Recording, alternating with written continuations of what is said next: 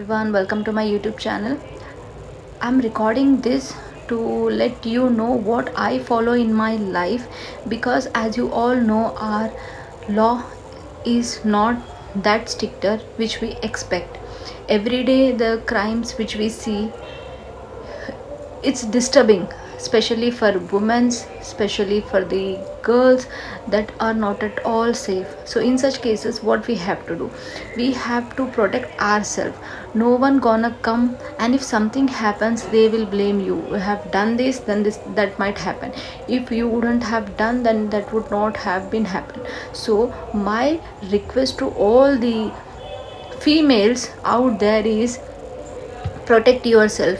If you think that something is not correct, then the next moment take a step and move out, be it anything. I'll share my recent in situation which I faced when I went to my hometown.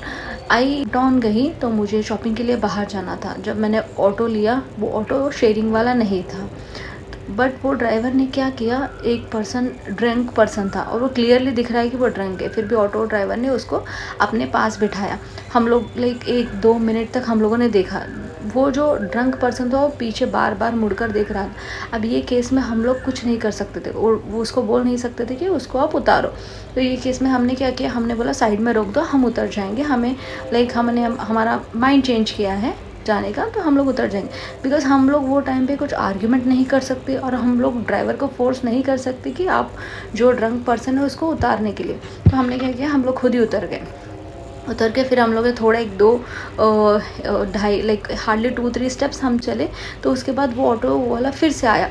वो बोला कि नहीं madam, मैं समझ गया कि आप drunk person थे इसीलिए उतर गए, डेस्टिनेशन जो भी आपका पॉइंट है वहाँ पे छोड़ दूँगा.